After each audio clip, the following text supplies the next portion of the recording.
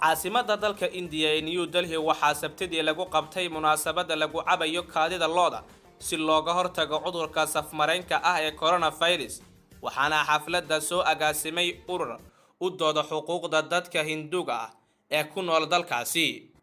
waxaana dadka ku sugnaa goobta loo qaybiyay koobab ay ka buuxaan kaadida looda si ay isaga ilaaliyaan cudurka coronavirus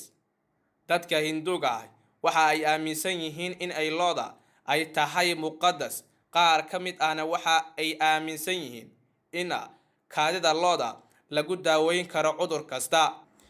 mid ka mid ah ka qaybgalayaasha munaasabada ayaa wakaalada wararka AFP u sheegay in qof kasta oo caba kaadida looda uu ka badbaadayo cudurka xilli uu dadka u qaybinayay kaadida iyagoo oo dadku ay safaf dhaadheer ugu jiraan cabista kaadida looda oo ay uga hortagayaan sida ayagu sheegeen cudurka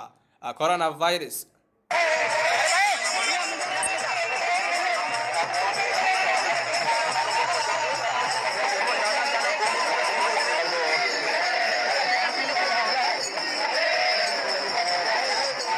dhaqaatiirta iyo dawladaha caalamka waxa ay sheegeen in aan daawo loo helin cudurkaani sidoo kalena talaal looga hortago uusan jirin coronavirus kaas oo ay u dhinteen in ka badan 5,400 oo qof waxaan halkan isugu nimid duco ah in aan caalamka u helno nabad waxaana koob kaadi ah aan isaga difaacaya cudurka coronavirus si aan u dajiyo sidoo kalena aan uga helo nabadgelyo ayuu yiri hogaamiyaha ururka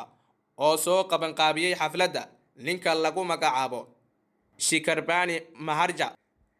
wuxuu sidoo kale ugu baaqay dadka in ay cabaan kaadida looda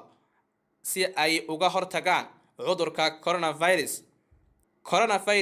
waa nooc ka mid ah bakteeriyada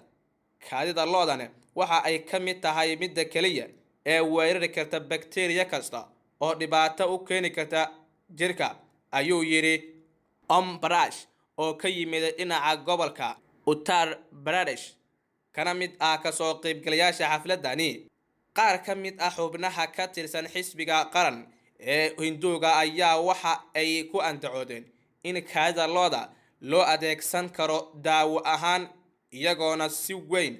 ay isaga taxadirayaan sida ay uga hortagi lahaayeen cudurkani toddobaadkii la soo dhaafay ayay ahayd markii xildhibaano ka tirsan xisbiga talada haya ay soo jeediyeen in la isticmaali karo kaadida looda iyo sidoo kale saalada loogana hortagi karo cudurka coronavirus